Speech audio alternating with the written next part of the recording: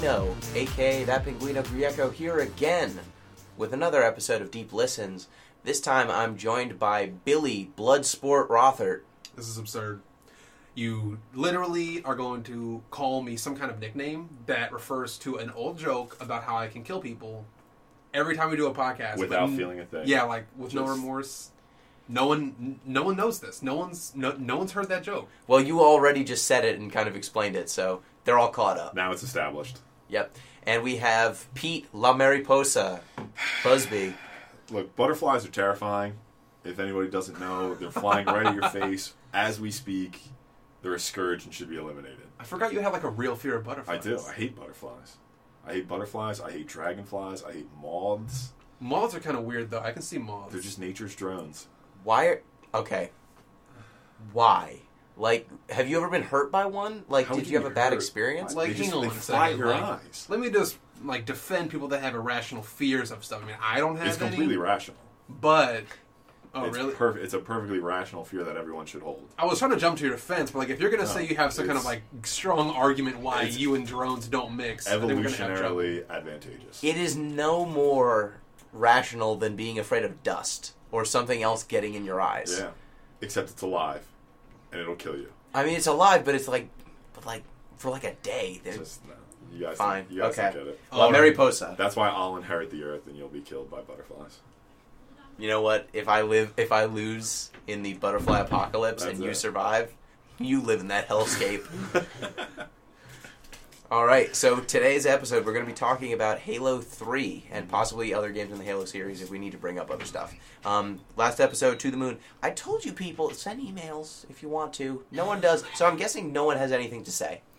So that's fine. Maybe they're all just content and super happy. Yeah, they're hit it on the head. Nothing more to be said about this subject. You guys just killed that discussion. Geniuses all. Yep. So if you want to send in emails and have them read and added to the discussion, it is thatpinguino@gmail.com. So for the beginning of this episode, I wanted to start with a little game. Okay. You guys. My body is ready. Okay. This game, I like to call it for hours. Yep. I would like to call it Halo 3 or Dumb Action Movie. Okay.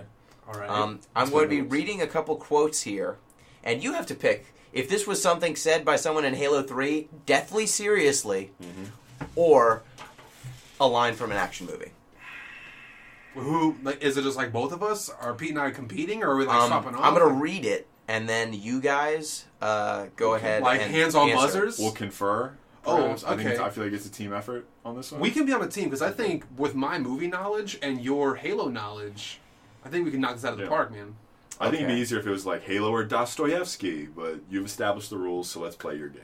Okay, so first quote.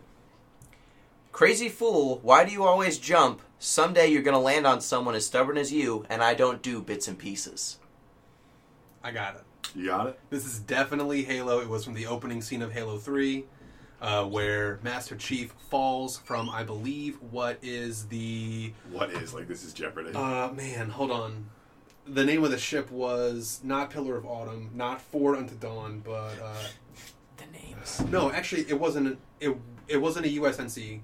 It was a ship. It was a ship. Some sort of ship. We got it, though. Yeah, it was a ship. Halo 3? Yeah, it was a Halo 3. Crash landed. You got that one. Okay. So next, I've never prayed to you before. I have no tongue for it. No one will know if we were good men or bad, why we fought or why we died. But all that matters is that two stood against many. Oh, all right. That's 300. Hold on. It sounds like it was 300. Is it few or two? What was it? How many saying? Two stood against many. Ooh, probably Can you not repeat the first then. part of the quote? I've never prayed to you before. I have no tongue for it. No one will know if we were good men or bad, why we fought or why we died.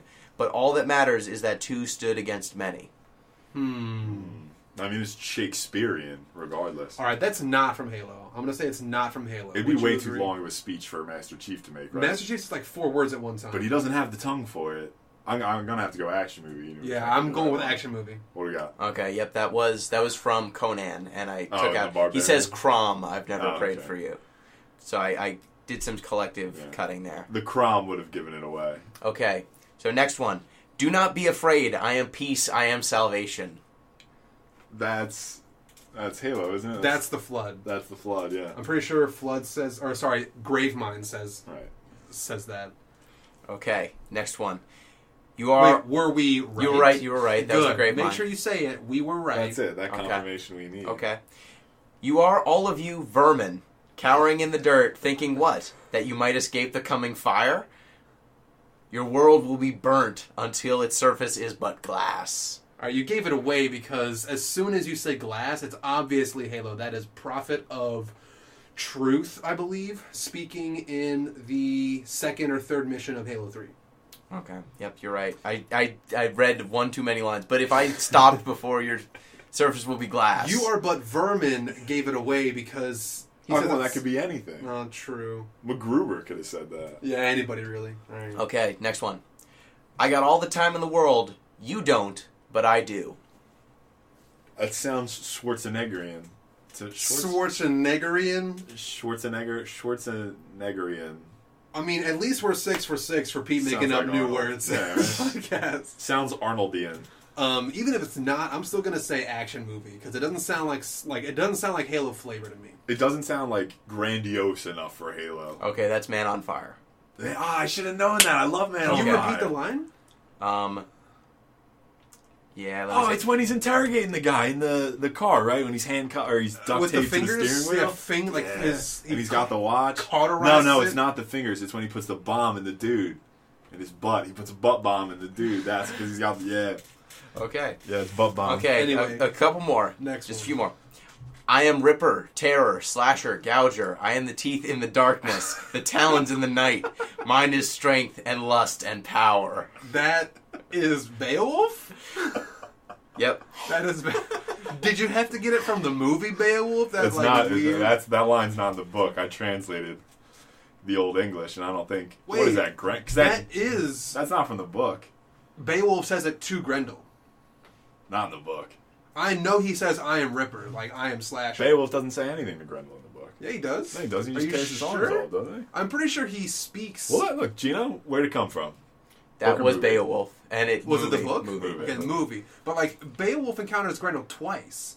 There's once where he rips his arm off and hangs it from like the thing, but the way he rips his arm off was like slamming it in the door, right? No, he just grabbed him He and just tore grabs it him and off. tore him off. Yeah. Only one arm or both, right? No, One both arm. arms. Both arms? I think both. Okay, I think here's you know one. better than me. I'll defer to you on this. Here's one. I mean, we read it.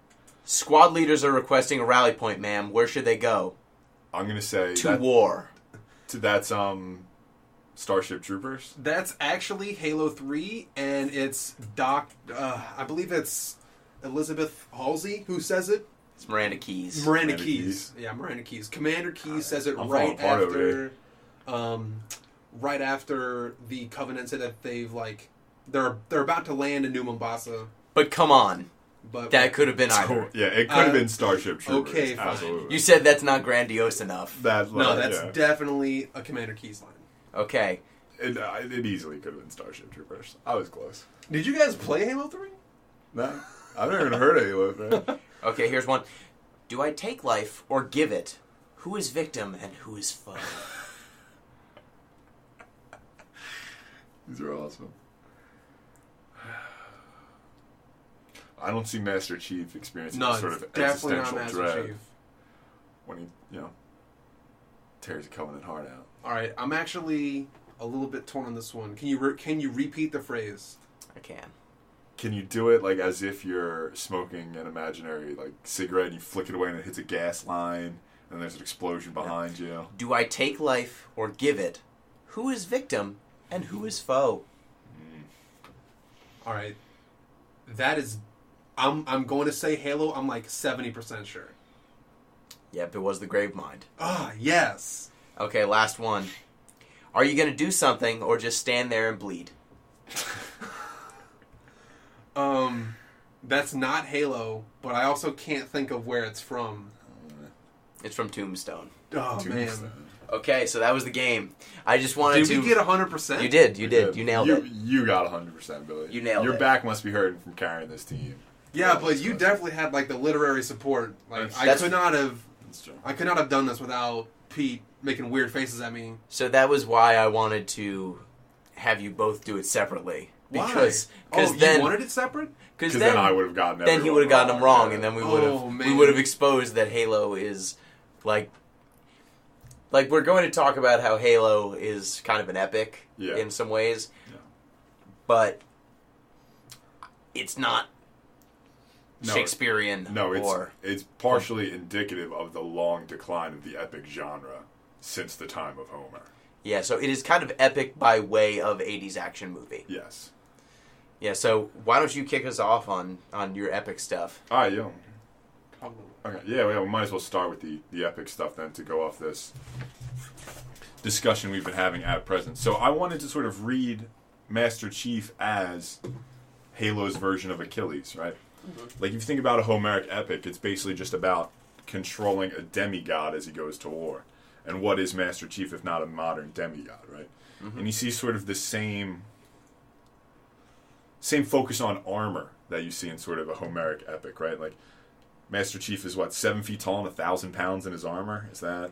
I'm pretty close sure that, to it. Close to it, yeah. That's the statistic. So, I mean, you see the same sort of focus, and I want to read Halo as sort of a weird mismatch of Homeric epic and Christian biblical allegory. It is allegory for everything, as far as I know. You might be right. Like, when I was playing Halo the first time, I did not realize how many things just have giant proper noun names that are just vague concepts. I thought that... The Pillar of Autumn. The Pillar... The Covenant. The Covenant. The Flood. The Prophet of Truth. Yeah. The Arbiter. The Brutes. The Swarm. Like, everything is the... proper noun. True. I thought that Destiny was the first time that Bungie did that kind of thing, because a lot of the enemies are the Darkness. Subtle. The Brood? Like, every enemy is a proper noun sort of thing like that. And I thought that was when they got kind of extra wonky. But no, it was there the whole time. Yes, very much The Gravemind. Yeah, so... So I think we can see sort of Halo as the degeneration of the Homeric epic, right? Like, when Homer was doing this, the epic was the pinnacle of art. It was the highest thing you could possibly esteem to. And now we've sort of given it up to the point where we can have those sort of 80s action lines within what's supposed to be the grandest of epics. Mm-hmm. Yeah, I'm going to give the Covenant back their bomb. So, before we jump in super deep into the analogy, the allegory, I should say, do we want to, like, I guess, isolate a specific part of Halo and, like, go over that part of the story? Or do we want to talk about the entire Halo, like, before the games, like, how far do we want to go into spin-offs? Like, I just want to stay in 3 for most of it. The 1, 2, 3. Well, I was going to reference 8 of the Halo novels that incorporate... No, yeah. I think we would probably stick to 3, because it's mostly about sort of the major characters therein. True. Right. Like, Master Chief occurs outside of Halo Combat Evolved, Halo 2, and Halo 3, but, like, if you want to isolate some of the major events in his own life, if he'd be like the character in the epic that we're talking about, maybe we'll spend like a minute or so on his creation.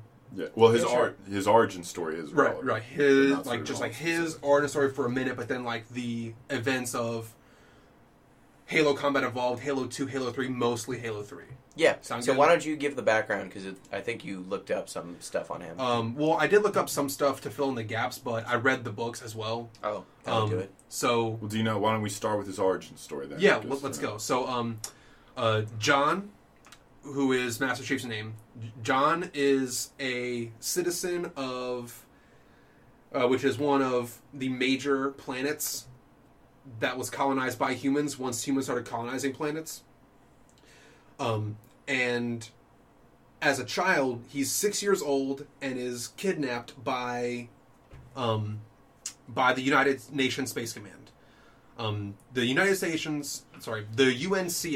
UNSC kidnaps kids and trains them to become Spartans. The Spartans are genetically enhanced super soldiers. Most Spartans are killed in a war with the Covenant that breaks out in year 2525.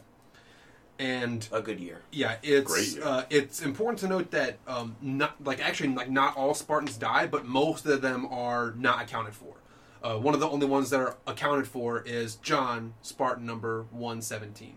So he goes to this rigorous training involving genetic enhancement, like super specific combat training, and rigorous missions. I think, like towards the end of his training, he's actually just 14 years old.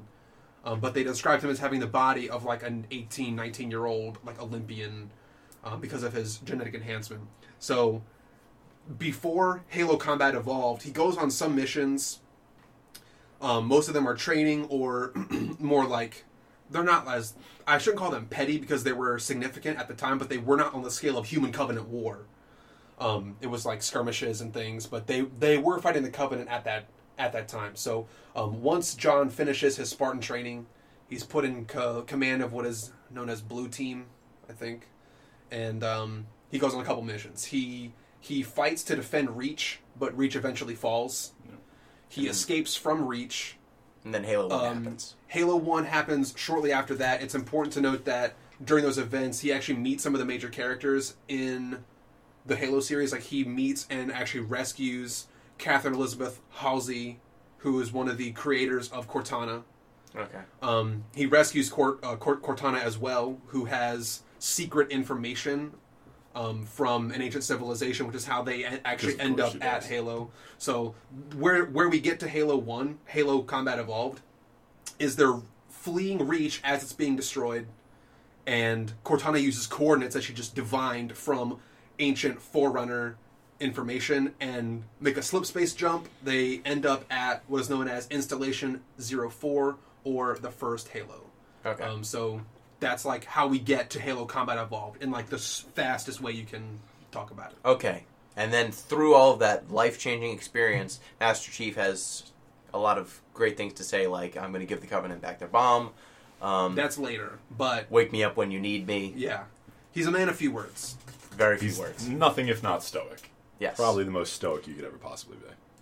So did I do justice enough, like, getting us to Halo Combat Evolved? Yeah, sure. I think you did, and I want to pause for a second on his origin story, because I think it's relevant, right? If we look at, let's say we're looking at Halo 3 as a modern epic, right? If that's sort of the paradigm we want to work with. What's the significance of shifting his origin story from an idea like, dipping Achilles in the river Styx, right? Holding him by his heel, and that's how he got sort of his demigod powers. Or genetic engineering. Mm-hmm. Like, what's the relevance from shifting him from a mystical demigod to a scientific demigod, let's say? I think, well, for one thing, it's a science fiction game. Exactly, right. Just to make him match the... For all the pseudo-mysticism that happens in the Halo series, for some reason the human demigod has to be created by science to be kind of believable. Even though during the entire game they're talking about how humans are like the descendants of Forerunners, and there's a plant zombie monster. Not descendants. Humans were created by precursors. Okay. But like, you have all these sort of higher beings he could have been descended from had they so chosen. Yes. Right. Yeah. And there's a whole bunch of people, a whole bunch of different species you come into contact with that might as well be mystical for all of the things that they're doing. Right. But the explanation has to have some kind of origin in science, even though it's all... And I would even say, like, at the time that Homer was writing epics, some of this stuff might have been included in science. Considered science. Yeah, like... Considered science. Now we'd call it fantasy or fiction, but if they talk about like an alchemic reaction of divine water onto human flesh, like they may consider that a scientific change as opposed to a technological change. I will draw another analogy between the sort of mystical transformation to a demigod and the mechanical transformation, is that both of them usually involve ordeals, like these like physically rigorous ordeals or trials. And they won't achieve their full potential until they've completed this like trial or ordeal. Somebody like this is maybe not be the best example, but I would include like King Leonidas from like the 300 series. That's probably not. Send him out to fight the wolf. Yeah. They send him out to fight the wolf as a child. They like send him away as a child. He has to go through these ordeals and come back as like a hardened, more developed hero figure. Likewise, somebody like Achilles has other trials in his youth before he is a fully actuated hero, and Master Chief goes through, even though this is all forced upon him by science and doctors, the procedure to make a Spartan is rigorous, and like there were 150 chosen in his class, like in his class of Spartans, and I think like 30 or 45 of them didn't complete it. Like many of them, like out of that 30 or 40 of them, like 30 of them died. Like 10 of them were like critically, like terminally wounded or whatever. But not everybody survived. Some of them went mentally insane. Some of them, there was, probably only half of them made it and became Spartans. See, yeah, I agree with all you're saying. What I sort of read it as was, like, first off, we've all I shouldn't say we've all. Have you guys heard the quote that sort of any sufficiently developed science will be indistinguishable from magic? I have heard that quote. Yeah, it's sort of a famous enough quote, right? So I see part of it in that, right? Like, sort of, we can use science as a way to just sort of wave our hand over some of these issues. But what I see it sort of more importantly is sort of the ascension of science, or even more specifically, let's say technological development, as the solution to our problems in the way that sort of maybe the gods have been in the past, right? Yep. So we need to create these super soldiers. Well, science will do it. We can put our faith in science and technology to do this. And I see sort of the same thing in the response to the flood, right? Like, you have this critical threat to humanity, the flood. Well, how are we going to stop it? Science and technology, right? We just need to do more science. We need to develop a better weapon. And that's sort of the default solution in the Halo universe. However, important to mention, for the Flood, they're not going to develop a better weapon. There is some mystical Halo ring that is shaped like a halo that is going to save everyone in kind of a purging divine fire. Well, so no one gets saved. Actually, only the Flood gets saved. Well, but that's the idea. Like, that is one of the central ideas, at least that governs, the Oracle. Is that what it's called, the Oracle? That's Guilty Spark. 343 Yeah. Guilty Spark. Yeah, Guilty Spark. That's the idea, that this, if we turn on the Halo, it will save, if not humanity, it will stop the Flood. That in order to do it, you have to activate this giant, although it is technically a piece of technology, like when you look at the Halo rings, they are just like this mixture of different environments and different It's terrains. like a terraformed ring structure, also a giant weapon. Weapon, Yeah. So even though it's technically a piece of technology, everything around it feels overtly mystical. Like, you go to the silent cartographer. It's the map room, but it's the silent cartographer. You have to, turn on everyone has a tiny robot that watches over it. Is it called like a robot buddy? It's Guilty Spark, the Oracle. Basically guardian angel at that point. Yes. And so Bungie games tend to cross mysticism with science. True. Over and over and over. And I'll say they do it well. Yes, they do. In that they name everything proper nouns that imply mysticism, even though everything around them is kind of scientific. They do it very well in the most overt manner they possibly could. Yes. But I think it's an extension of sort of a general, almost religious awe we presently feel for science and technology in a lot of realms. Like, once we have, like, they thought the same thing about DNA sequencing, right? Like, once we get this, we'll be able to cure all diseases and eliminate cancer. I mean, it's in hindsight, it was obviously an overwrought dream, right? We were never going to be able to do that. But it's that sort of on fanaticism about technological development. Well, I think it's not that didn't help with the curing of diseases and stuff like that. It's the assumption that this next leap we're going to make is going to make all the leaps that could come from that happen instantaneously. Much more reachable. Whereas, actually, that's a tool. That's actually a stepping stone. We treat these things that are advancements as though they are ends instead of stepping stones to a further state of progress. So it would be like saying, once we have a telescope, we can go to space. It's like, no, once we have a telescope, we can see what's in space, and then we can understand maybe what's in there. But it won't actually. It'll help us get there because we understand where we would be going. Now, Billy, were you saying, just because it was your point, I'll let you elaborate on it, that the Halo ring, Halo weapon would have failed to eliminate the Flood in the first place? All right, so when we play Halo 1, we get an understanding, a wrong understanding of what Halo is supposed to do. This also actually ties into the Covenant and their beliefs, and we can sort of jump to this part, but here's kind of how it worked.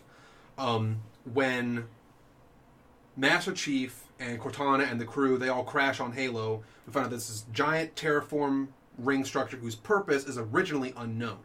The Covenant show up there because they follow Master Chief and Cortana and everybody because they found out that Cortana has this secret Forerunner knowledge. Now, the Covenant's entire religious belief is based on the Forerunners and their mission, their existence. The Covenant believes that the Forerunners ascended from their plane of existence to the next, into whatever alien heaven. And the Covenant want to follow them on what their mission is called, the Great Journey. The Covenant believe in the Great Journey that's their path to following the Forerunners into alien sanctuary. Yeah, alien heaven. So the Covenant are looking for Forerunner technology to help them along their path. The Halo ring was made by the Forerunners. It's later revealed that this was one of 7 Halos. In the very beginning game, you only know that there's the one. Yeah. But there turns out to be 7, and this is the 4th. So the Halo rings, when we find out what their actual purpose is or what they actually do, it doesn't save humanity or anything. It actually obliterates every sentient life form in a 2,000 light year radius. And the only thing that it doesn't kill is the Flood, because they're like cockroaches and can survive a nuclear holocaust whatever the Halo rings would survive. The reason the Halo rings would defeat the Flood is because it would literally starve the Flood by killing everything else that they would eat in a ridiculously large radius. Mm-hmm. Why this is significant is that it actually debunks the entire Covenant religion, because the Forerunners made the Halo rings, and the Covenant believed the Forerunners ascended into alien heaven. But what the Forerunners actually did was turn on the Halo rings, killed themselves, and went to alien hell, and didn't stop the Flood. So, knowing that information, the Covenant doesn't know that until later in the games. The Arbiter figures out this shit, and he's like, "Hey, Covenant's bullshit. Let me stop hanging out with those guys." But we don't know this in Halo 1. So it's interesting to know what the Halos actually do at this point in the discussion. Yeah, Halo 2, you find that out, and then Halo 3 is largely a bunch of set pieces to try and... You don't want to turn on the Halo rings, but then you want to turn on the Halo ring, but then you want to turn on just this Halo ring. Yeah. And... Alright. Yeah. We'll probably return to the Flood later, just because you said a ton about the Flood. And let me point on one more little piece. This is probably going to help. We'll circle back to it later. This is super, super ancient universe history, but there were these divine beings called the Precursors. Precursors made Forerunners, humans, and the Flood. The 3 of us. It created the humans, Forerunners, and the Flood. The Flood was made to test us both. Humans defeated the Flood, but then pissed off the Forerunners, and the Forerunners nearly extinct all the humans. And then we're pre-human era before all that stuff happens. So wait, is that Halo 4 stuff? I don't know if it's Halo 4 stuff, but I know that that's information. Oh my god. So they built a story reason for why there's this 3-way fight that happens in every single Halo game? Kind of. So they're saying that was actually canonical, that there was some sort of deity that set up these 3-way fights? The Flood was a test, a scourge meant to challenge humanity? Yes. And the Forerunners. Could they have done the biblical imagery any more overtly? Yeah, no, they might couldn't. As well start here. Actually, they can. It's called Destiny. It's this game that they made. It's another game. You fight against the darkness, and you are a guardian, one of several guardians fighting against the darkness. Your weapon is light. You level up by getting more light, and then Peter Dinklage talks at you, and he's a floating, talking robot. Kind of looks like Guilty Spark and all the other robots they designed. Cool. Just a Flood sent to test humanity. It's quite Noah's literally. Ark. It's. I mean, the Ark is in Halo 3. So. Yeah. It's all right. So what? Let's pause with this for Where a second. can you not start? Right. As annoying as the obviousness of Bungie's attempt here might be, what do they get out of biblical imagery? Let's ask. What's the point? Relatability. People can relate to the concepts. They get a ton of implications of depth without having to have depth. Yeah, it does a lot of the legwork for them. Yeah, it does. Because you can just sort of connect it to this biblical story without them actually detailing it. The entire point of that game at the beginning was to point out that a lot of the Gravemind, what the Gravemind says are just these gigantic, open-ended sentences about the nature of good and evil. Who is the foe? kind of poetic, kind of bad poetry. They're poetic, but they're like 3 sentences, and they're so wide open. Like Cortana says a bunch of stuff like, "Am I angel or demon?" Yeah, and then fortune teller contradictions. They are like fortune cookie-esque. Yeah, exactly. In their open-endedness. Gravemind kind of looks like a fortune cookie too. He does. There you go. Especially when he's like one step away from swatting you out of the air, and then he's like, "Nah." But I don't want to do that. But it's just like they just get so much allegorical depth from just naming conventions, right? That it does the work for them on so like the enemy being called the Covenant. You instantly get Christian symbolism out of that, and that's tied. People being called prophets. Yeah. So when you just name things along the lines of established conventions, you get all of this baggage pulled in. Like we talked about piggybacking in relation to Psychonauts. The idea that you're taking this real-world concept, and by using this real-world concept, people bring in expectations and knowledge about that topic. And so then you don't have to explain to them what's going on. And so since this was made in a Western European kind of context, Judeo-Christian tradition, you say, okay, prophets, flood, covenant, Spartan. So you get all of these terms that just every single brutes, swarm, like all of the grunts, like the enemies, the enemy elites, the enemy types discern not only their relationship in combat, but also their relationship to each other by using names that traditionally tie back to military ranks. Or like Master Chief, it's a naval rank. Yep. So everything is kind of named based on some other reference to the real world. And so I guess I can understand it, because then you don't have to spend a whole bunch of time like weaving your fiction. When they reveal different character types, like, oh, hunters. Oh, I wonder what they do. They hunt. Wraiths. Like, they just say one word, and then you know what a lot of the implications are. Things like ghosts or banshees or... warthogs. Yeah, warthogs. A mongoose. Yep. Clearly biblical in nature. Yeah, right. The plague of the mongoose.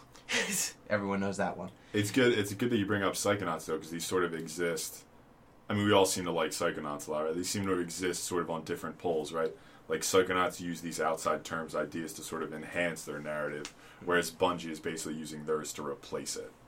And to be fair, there is a lot of outside fiction that I did not read, like the books. There are Halo novels. There are multiple Halo games. There are people who like the Halo fiction. And I never got into it. There's always additional fiction. Like, there, Billy was able to rattle off a history of John Spartan that I did not know. John Spartan.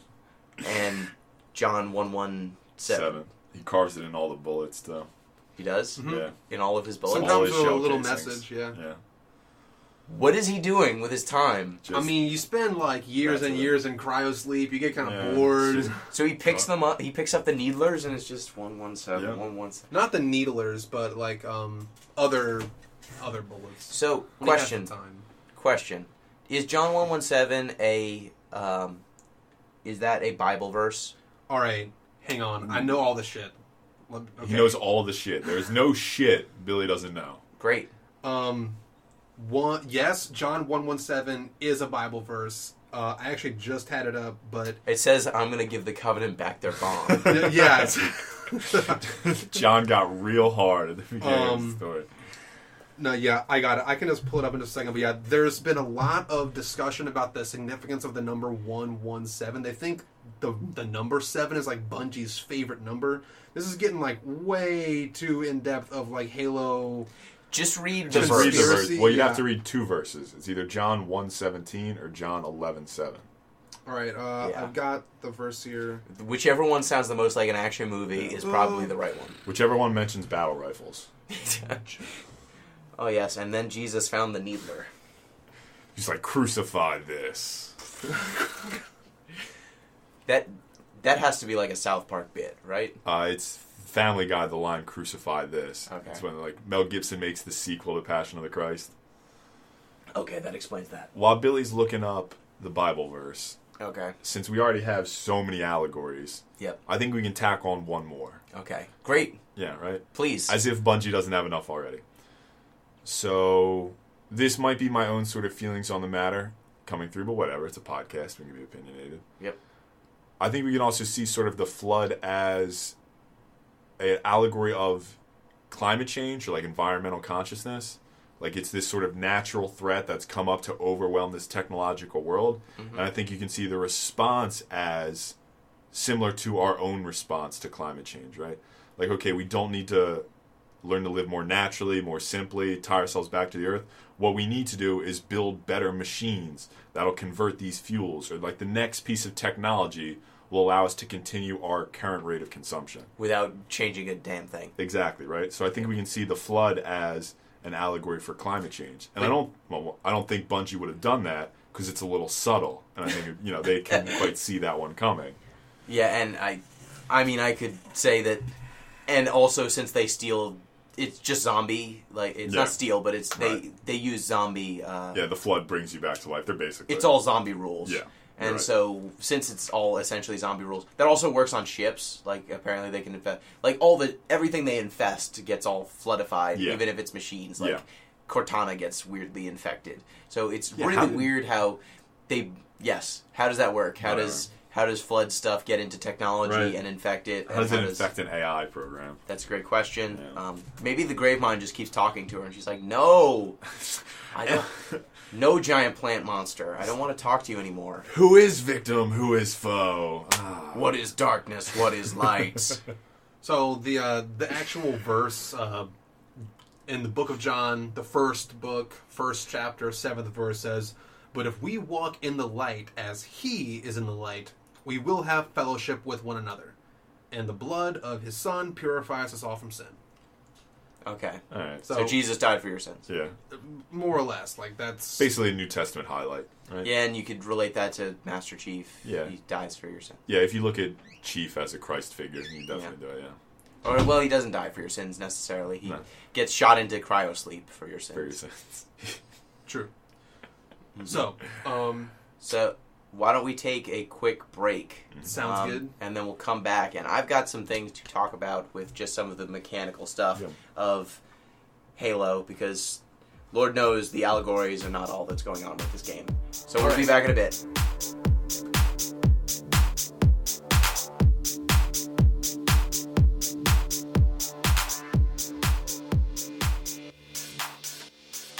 And we're back. So... thanks, everyone, for sticking around. I just wanted to kind of add a little bit more to our discussion of piggybacking in the game, and just kind of like maybe talk about how that's kind of a response to some of the realities of making first-person shooters in the modern day, or at least when Halo started into Halo 3, like 2007, and kind of the expectations of how much story your audience would tolerate. So would tolerate. That's a good way to put it. Yeah. So it is pretty clear that in Halo, at least in Halo 3, there are no cutscenes that last longer than maybe 5 minutes at the most. And most of the discussion that is happening in these cutscenes are over just huge, gigantic concepts being discussed or one-liners being delivered. It is the Prophet of Truth talking about taking people on the path, or it is Sergeant Johnson talking about, crap, I was going to retire yesterday. I should have retired. It's that kind of stuff back and forth and always interplaying. And just, I wouldn't say mixing so much as banging heads with one another. But if you are operating under the assumption that your audience will not tolerate more than 3 or 4 minutes of actual dialogue, and they will always want to skip that dialogue anyway because they just want to get to the shooting, then maybe it makes sense that you do a lot of your storytelling through naming conventions and just short speeches, rather than have longer cutscenes to try and develop characters more. Like John Spartan, we don't know what the heck his emotions are on almost anything. Everything he says is a one-liner or just, I'm going to shoot something. It is declarative. Largely declarative. He has no introspection that we see, at least. Or almost none. Yeah, I would say not introspection. We don't have any kind of like internal monologue where he's like weighing the consequences of a decision that he might make. But we can infer from his actions some parts of his character. So, like he cares about Cortana. Well, he's kind of funny. I mean, I don't know if you guys heard the line at the end of Halo 3 where she's like, "All right, Chief, like, thanks for rescuing me. Like, how are we gonna get out of here?" And he's like, I thought I'd shoot my way out. Mix it up a little bit. Like, Yeah, but that was a funny line. every time he says lines like that, I feel like if you could see through his visor, he'd wink at the camera. Right. Yeah, or just right. like flash some finger guns or something. Yeah. Like it feels like Arnold Schwarzenegger line or something He's like that. definitely a one-liner character. He's like a toned down Duke Nukem in a way. Yes. Yeah. He is somehow yes. I Except would Duke agree with Nukem that. said power armor was for pussies. Like, directly making fun of Halo. Weird. Well, Duke Nukem's not 7 feet tall and 1,000 pounds in his armor. Yeah, you're right. And oddly enough, when Duke Nukem Forever came out, that was No, not the game was absolutely terrible. Yeah, all it had was slinging mud at better projects. So just knowing that with these assumptions about your audience and assumptions about the story, kind of stories you can tell, that removes a lot of tools from your arsenal. You can't have these long cutscenes. You can't have a lot of dialogue. When Halo 3 was coming out, the idea of having dialogue while you're playing, it was there, but Halo 3 didn't take great advantage of it. Most of the dialogue that's happening as you're playing is declarative, like, brutes are coming! Yeah. Shotgun! Hunters! Like, it's mostly just saying Tiger. stuff like that. And maybe there'll be, like, a person in, like, some of the quiet moments Right. where you're walking through a hallway, there'll be, like, a Marine with a bandage on, and he'll be writhing in pain and go, like, ah! Glad the Master Chief's here. Or David Cross will be voicing a character and will tell, like, a joke to another character, and they'll have, like, a 2-minute skit if you stand next to them and listen to them. Like, where they're trying to get into the, like, armory. And Yeah. That's how they do they're it. like, how do I know you're not with the brutes? Because I'm not with the brutes. Like, someone who is with the brutes would say they're not with the brutes. Like, Yeah, and it's funny, but it just has no bearing on the world You're other right. than Yeah, to it's say really- that. Yeah, It's it's self-contained. super one-dimensional. Yeah. It's super, like, I don't know. It's like one-dimensional, non-dynamic humor. It's Or funny, but storytelling at all. it has no bearing Yeah. on the rest of the world other than they're saying brutes. It's like, Like, bubblegum. It could have been, that joke could Bubblegum have... dialogue. Yes, that's a good bubblegum dialogue. That's a good one. Given these kind of patterns, I think it makes sense that maybe the game developers thought that they needed to tell stories this way because they had a lot of more established storytelling tools. Like, they tried to use something like an audio log also. You can find, like, these archives in corners, Right. and it contains a bunch of emails that are garbled and also very broad and very vague. So it seems like they, at least in BioShock, like when that game wants you to know a piece of story and a piece of background, they put the audio log in front of you, and so that backstory is considered essential. Whereas Halo, they treat some story or deeper story elements as though they were like the skulls. And it's like, oh wow, you found our secret text. Yeah. Like, there was a point where in one of the missions, I was walking, like, I was going down a side path because I felt like exploring it. And Cortana's like, where are you going, Chief? We were supposed to go the other way. And then I stumbled across, like, you know, one of the archives and I was like, oh, what is this? And then I'm like, why would you tell me to go the other way when there's secret hidden content down this way? Why are you basically trying to steer me down because the game's... Only if you really want to find this extra information does the game consider that important. It's actually giving you a tooltip or a hint saying, get back on the critical path, because I'm assuming you don't care about this. So I'll add by saying you can play through the entire Halo game and perform very well, like do everything you're supposed to do in game, you know, A rank all the missions or whatever, without getting any of this extra information. You don't need. You don't any need of it. any of it. Yeah. And in fact, you don't. And maybe I'm coming at this from the wrong angle about needing or it being like more relevant, but like it's irrelevant in Halo. You can get just about everything you want to get out of the gameplay experience of Halo without any of that secret stuff. Because I don't think you could get through BioShock without at least finding some. You're right. You audio literally logs. cannot miss you it. can't avoid them. You They're could easily everywhere. avoid them in Halo. BioShock is a good example of where they incorporate like extra parts of the story that provide depth and context, but Halo, while they have that, is delivered in a radically different way. Like, you could completely miss it or ignore it and get 99% of the Halo experience still. And when you actually find those archives, they are talking about people who are long gone, who you never interact with, and you have no evidence that they existed other than these audio logs. Whereas in games like Bioshock, Bioshock Infinite, Other games that employ these audio log styles, Dead Space does it a little bit too. The Last of Us had those like letters you would often get from people. You see immediately, like usually the environment in which these people lived, and you can relate it to the space you're in. So when you Silent Hill's like that too. You have to get like letters and like recordings from people that were in whatever messed up situation you're in. So you immediately are relating these audio logs, these pieces of story, to the environment around you, and it gives a greater sense of context. Whereas the Halo stuff kind of exists in its own bubble, that you have to kind of assume that it's... There were points where I'm like, who are these people and who are they talking to? Because it sounds like, is this like Forerunner stuff? Is this emails from people in the USNC? Who is talking? Why do I care? This is just a big room that looks like all of the other Halo rooms, except there's an archive in it, and I have no idea why I should care. Whereas in some of these other games, it's like if you pick up an audio log, you might find it on the body of the guy who recorded it, or you might find a room where someone wrote their last letter or something. Even like the most transparent, like I wrote down the password to my secret vault, like that at least tells you, hey, there was a person there too. Yeah, there was a person there. Mm-hmm. So it's just it just feels so out of place. Mm-hmm. Yeah. Well, let's start, just going up. If we start with the premise that it's not in there because the audience doesn't want it. Mm-hmm. All right, we'll start with that premise. Is it then incumbent upon the game developers to train their audience to want it?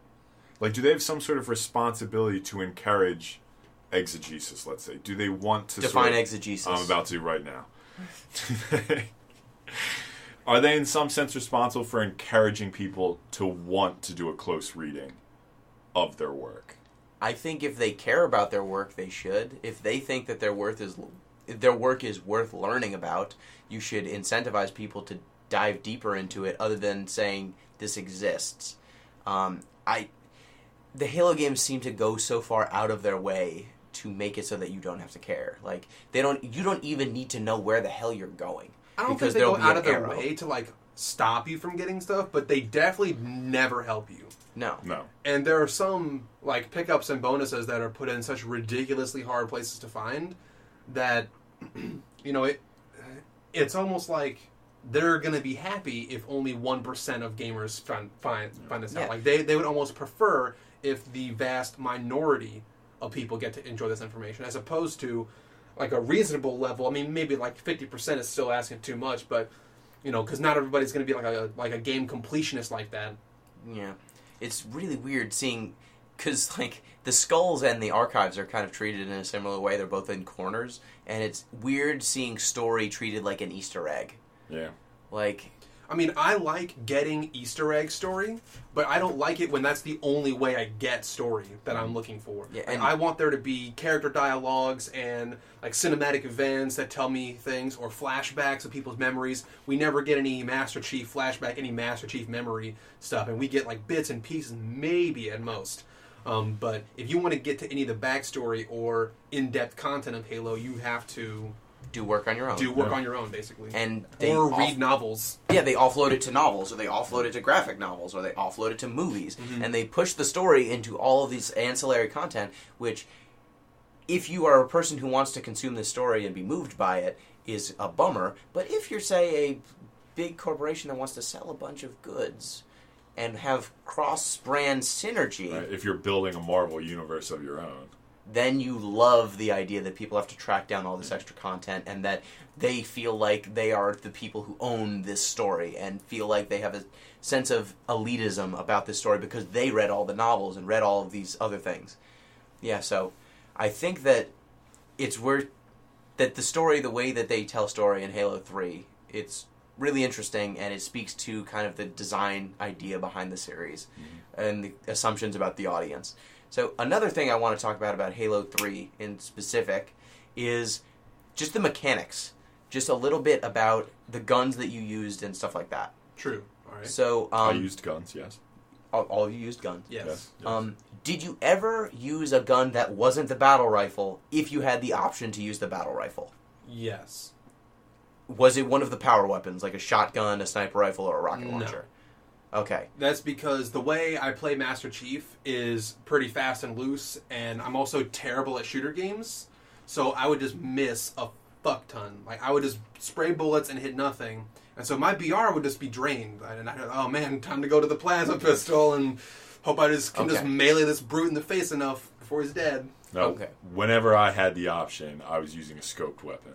Whether it was battle rifle or sniper rifle, if I was further Alien away. Carbine has one. Yeah, too. well, that's basically the alien battle rifle. Mm-hmm. Yeah. I actually like the carbine better than I like the rifle. carbine better than the BR, but BR just does straight up more damage. Yeah, I'll use either one of them. They're basically the same gun as far as I'm concerned. Yeah, So I prefer dual wielding, actually. I think dual wielding is like way more fun than BR. Oh, that was actually another question I was going to ask. Did you ever dual wield if you had grenades? Dual wielding spikers was pretty good. Yeah, it's really because good. their rate of fire is so high, they deal pretty good damage. You empty your clips pretty fast, but I would dual wield spikers. If it was like spiker plus needler is pretty fun, but needlers have like no ammo, and their damage is not even like that consistent because it's always like delayed damage. Yep. So whatever's jumping at you doesn't die immediately. Like if there's a brute with a hammer, you're gonna needle him to death, but you have to wait like 4 more seconds before he actually blows up. After the hammer has hit you. Yeah, after the hammer's hit you already. I think across like all the Halo series, the only thing I really ever dual wielded was dual plasma rifles. That's a terrible dual wield combination. I just like dual plasma rifles. Is that the? You just fire them off until they overheat, and then you die. Oh, really? That's a pretty good way of playing Halo. Yeah, right. Yeah, because this is actually a point I actually heard on the Giant Bombcast a little bit. Right. Jeff Gerstmann's favorite point on shooter games. Did the headshot kill ruin shooters?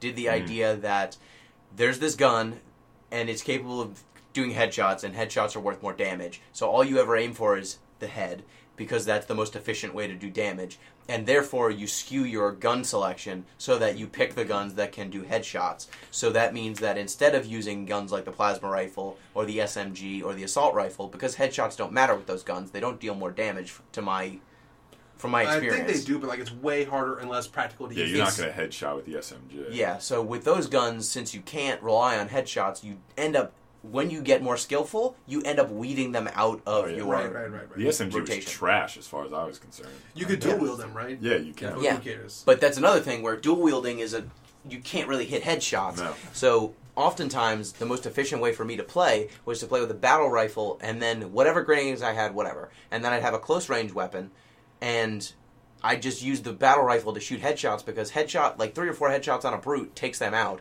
Whereas if you shoot anywhere else, once they have their shields down, it takes so long of emptying ammo into this crazy guy that's running at you that oftentimes you'll end up dead. Whereas the difference between a battle rifle shot for a headshot was like 1 second he's done versus like unloading an entire clip of assault rifle into them. Right. And so the just efficacy, the efficiency of using the battle rifle was just such that it skewed the way I played that game, except when the Flood showed up. Now, Because you can't headshot the Flood. You can, but headshotting the Flood, they get back up. Yeah. So, I guess the way I play Chief, I also heavily relied on melee attacks because in my mind, what Master Chief would be doing if he's running down a corridor is not just standing at the edge of the corridor and shooting down at all your bullets until everything's dead, and then you walk through the corridor. I imagine the character, John, like saying, look on the corridor, kill the first thing I see, jump over its body, elbow some like grunt in the head, turn around, pop him in the back of the skull, like jump, do a drop kick into the chest of some elite so he doesn't, he like drops his shield, pop a couple rounds in his chest, and then keep running. Like, I'm thinking of like a long action scene, kind of like some kind of, actually, did you guys ever see that film, I think it was Old Boy? Yeah. Had like the long cut scene in the middle of a hallway. Just shot from the side. Shot from the corridor. side. He has to. I mean, it's one take, one long cut That's a really of good one fight guy scene. fighting like 35 men in a hallway. It's a singular cut scene. It's like an epic cut scene. That's how I imagine Master Chief fighting in any of those situations. Not just holding the trigger buttons until everything's dead. That seems really boring. Yeah, and as someone who's playing most of this game, listening to Eiffel 65 and with Grunt Pinata or Grunt Fiesta. Grunt.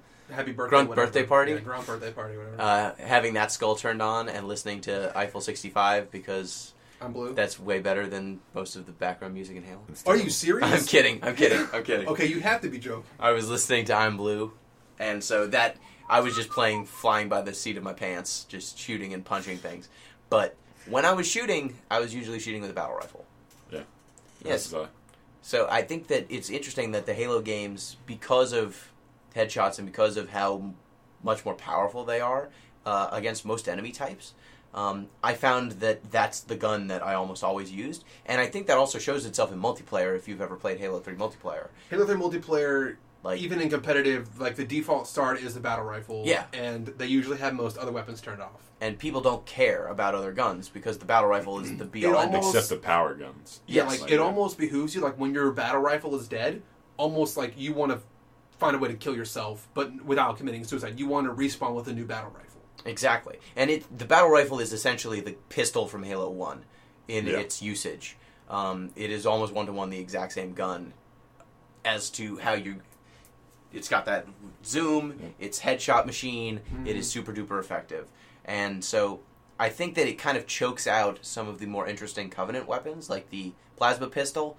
Like the time you spend charging a plasma pistol and then shooting it, you could have shot them like 3 to 4 times with the battle rifle, which will kill them just as quickly. And so a lot of the lower power weapons, like the plasma rifle, the plasma pistol, the spiker, kind of get choked out of your usage. So those guns, even the Needler to some extent, some of the most heavily, like where the work for designing this unique weapon, where all that work went into, can just get just completely rendered Useless. meaningless Yeah. by this hyper-effective, hyper-efficient headshot machine. I think the Needler is one of like the coolest guns. Oh yeah, I think so. Yeah, and in a lot of circumstances, it's not good in Halo. You're right.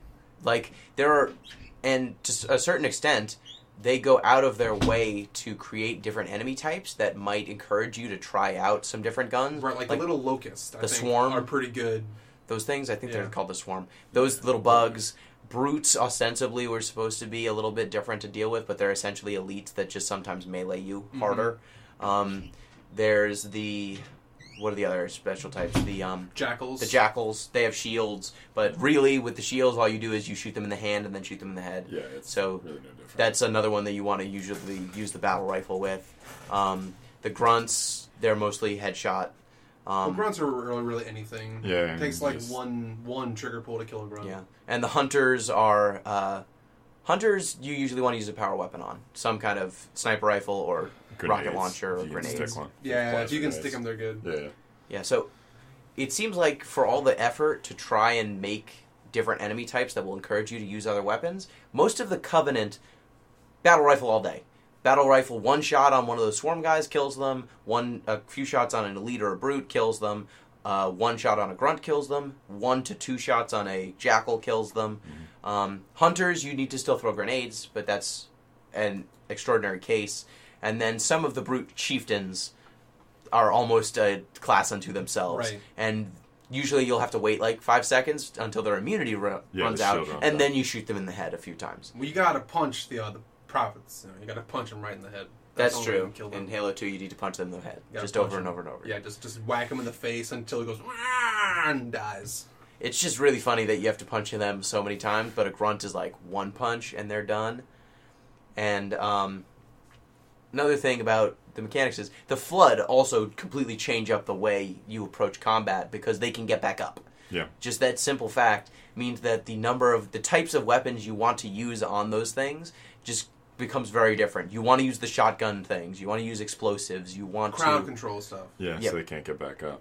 Dismemberment sort of stuff. Yeah, Yeah. it was Dead Space before Dead Space was Dead Space.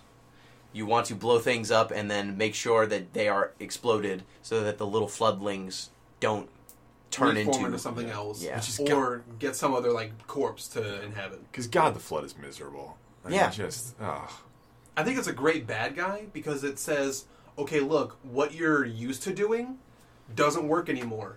Do something different now or you're going to lose. And I actually like that in gaming because when I first was introduced to the Flood, like Halo 1, but even more so in Halo 3, actual Halo 2 and Halo 3, when as much as Halo 1 combat evolved, was a thing, combat actually evolved in the later Halo games. And Halo 2, Halo 3, and the actual gameplay mechanics changed. You had dual wielding, you had different kinds of grenades, you had weapons that were sometimes only in the campaign mode and stuff.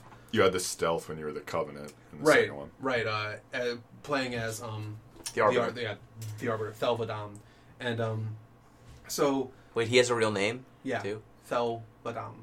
Oh, that's not as fun as the Arbiter.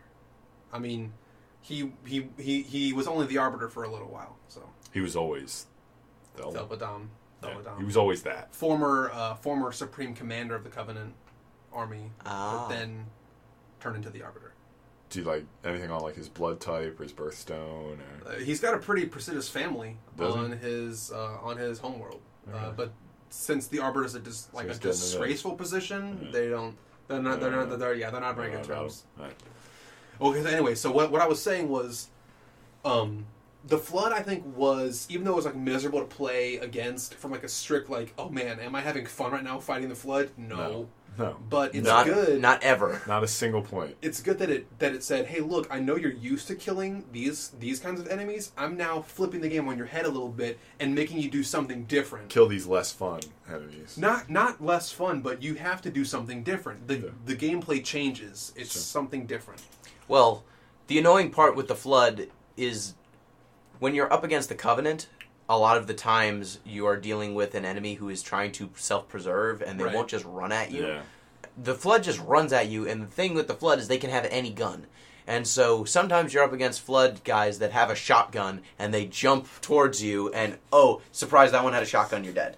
Whereas, oftentimes, you never run against shotguns in the ordinary course of play because they're human weapons. Yeah. And two, unless you're, do you even fight humans when you're the Arbiter? No, you fight other Covenant. No, you Yeah. fight. You never fight humans. Once you're fighting as the Arbiter, like the Elite Brute Alliance had shattered, and the Elites had sort of left the Covenant, and it was only the Prophets and the Brutes. So Yeah, you're still fighting other Covenant people. It's never So Marines. you don't have that weapon turned on you except against the Flood. And it's oftentimes really hard to tell what gun a Flood person's holding because they don't hold it like an ordinary person. Like, sometimes they have rocket launchers. Yeah. And it's just like, well, great. You don't always have to confront the Flood head on. Like, a lot of the times you're given a mission objective against the Covenant, it's, hey, clear out this platform, clear out this hangar, clear out this base, make the Covenant forces extinct. A lot of times when you're fighting the Flood, it's like, hey, escape, get out. You could say, all right, I have to blast my way through this hallway, but if I'm in a big room, I can just sort of tactfully move around the Flood,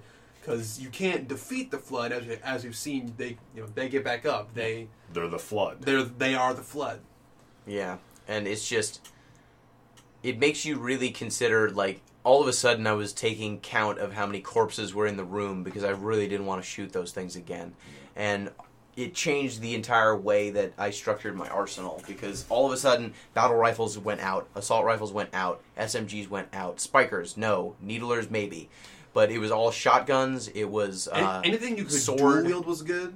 Swords, but dual wielding doesn't tear them limb from limb. You want them That's gone. why swords are good. Swords them up. hit them once they're done. Yeah. Shotgun, hit them once they're done. Rockets, done. Gravity hammer. Gravity hammer. But so those were.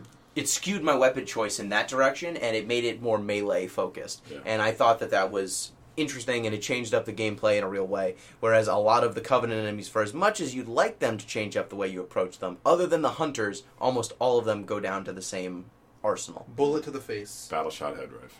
Yeah. Battle rifle headshot. Battle shot head rifle. Battle yes. shot head rifle, yeah.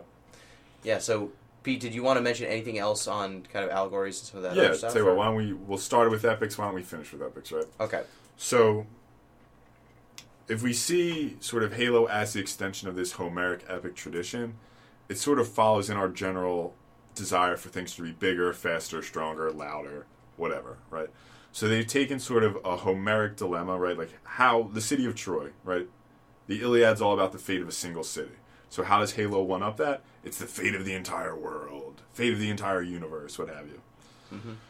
But there's a problem with that, right? Or at least I see there's a problem with that. So in moral philosophy, there's this idea that people can't appreciate existential threats, right? Like Existential meaning. Going on to it, okay. Get it. So if you tell somebody that sort of the entire human race is going to be wiped out, they get that that's something bad, but they don't appreciate how bad it is, right? So if I tell you there's going to be a catastrophe and let's say 1 million people will be left alive, you appreciate how bad that is. If I tell you that the whole race will be extinct, you don't appreciate how much worse that is. There's a disconnect there. Like between the jump from a million left alive and 0 left alive. Okay. Yeah. Like we might say a million left alive is like we might mistakenly say that's the worst thing that could happen when actually 0 people left alive is the worst thing that could happen. Like, and even you thinking 0 left alive, like human race extinct, however bad you're thinking that is not even close to how bad it actually would be. Mm-hmm. You get it? Okay. So my question is, if in trying to sort of create this existential threat, Halo undermined its own attempt to create drama, right? Okay. And I see that as sort of the reason potentially why they had to insert Cortana and her fate into the game, right? It's to give you sort of a city of Troy within that existential threat for you to latch on to. Like Cortana and John? Yeah, like Meaning Cortana becomes the focal point that lets you sort of focalize. So basically, like early on in the game, you save or try to save New Mombasa. Right. That is one of the main goals. Is you are trying to save one of the biggest human cities. However, I don't know. Do you really care about? Did you care when New Mombasa was under attack? Not really. But you get sent to save Cortana in the flood ship. All of a sudden, that's a character you have an actual relationship with, and so this character, this little chip lady, is somehow more grounding, and it grounds the story and drives your motivations more than saving this entire city full of nameless, faceless people. We care about New Mombasa a little bit for the wrong reason. Like, we care about New Mombasa because we mistakenly think that the Ark is there. And our ultimate goal is stop all the Halo rings from getting fired so the whole universe doesn't get obliterated. We mistakenly think the Ark is there when in fact it's not. It's just a regular, like, Forerunner artifact that takes us to the Ark. But because we think it's the Ark, we're like, oh, New Mombasa, save it, kind of, because the end of the world, kind of. But that just gets us to Pete's point. Like, whatever thing we're trying to stop, we don't actually understand how bad it is. That's I think Halo, or I shouldn't say Halo, but Bungie in trying to create drama has elevated sort of the situation to such a point where they've undermined their own effort.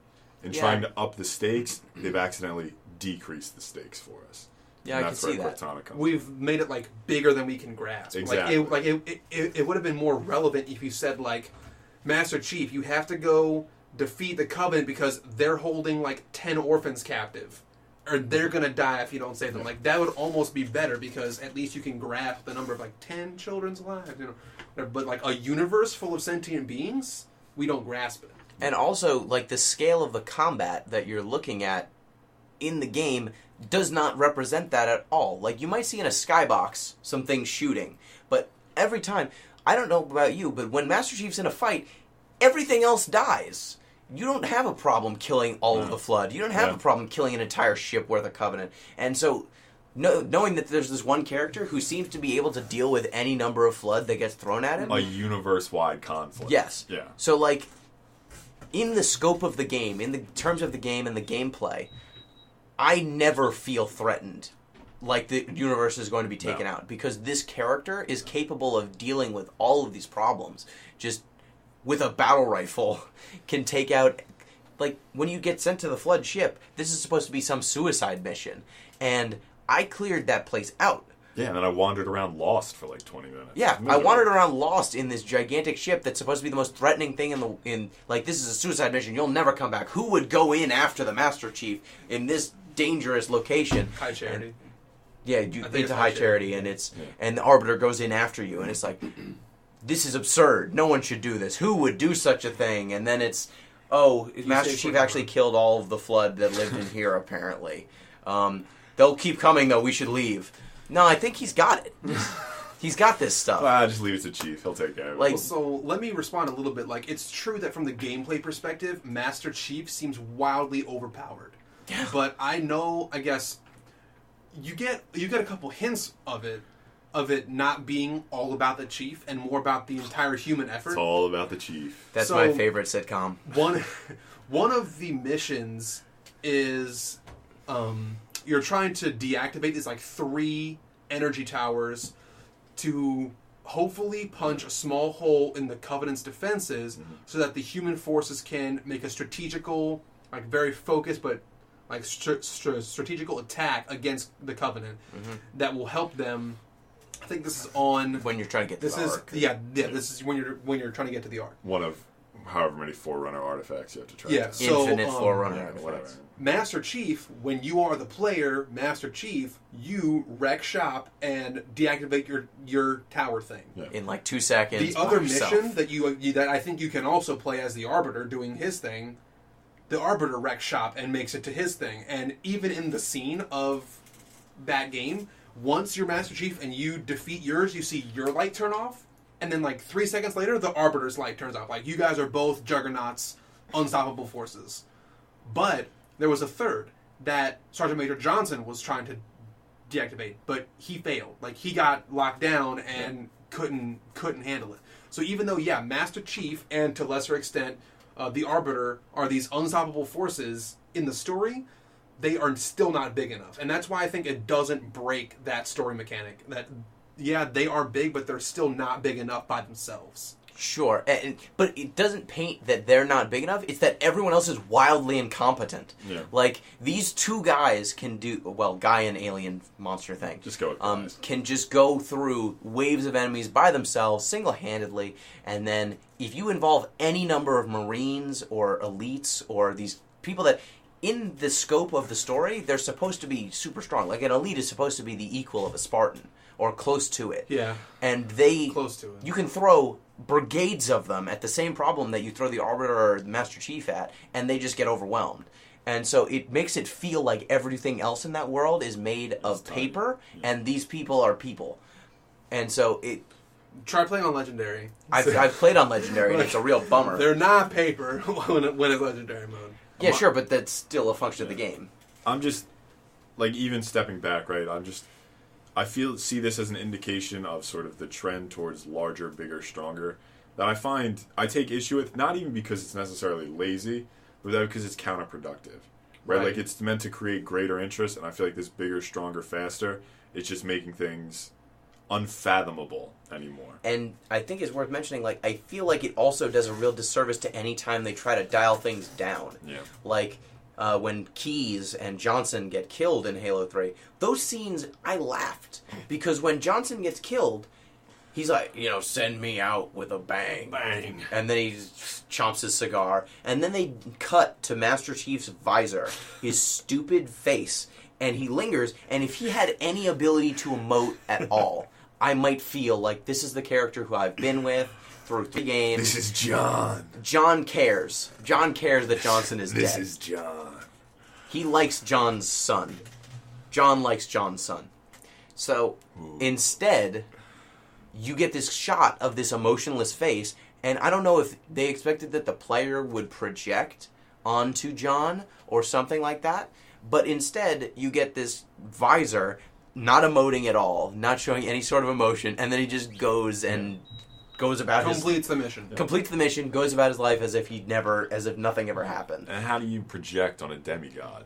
Yeah, I can see projecting on John is kind of rough, but and also like the Keyes scene, the scene where she dies, she shows up, shoots like 3 brutes, kills them, and it's just like who wants she it doesn't next? kill them. She just shoots at them and stuns them basically. They But, looked dead. It was with a shotgun. Like if she plays by the same rules and that's the same True. kind of gun that Master Chief has, she should have killed at least 2 of them. Yeah. And so she shotguns 2 of them, and she's like, who wants it next, pretty much. And then gets shot in the back like 3 times and dies.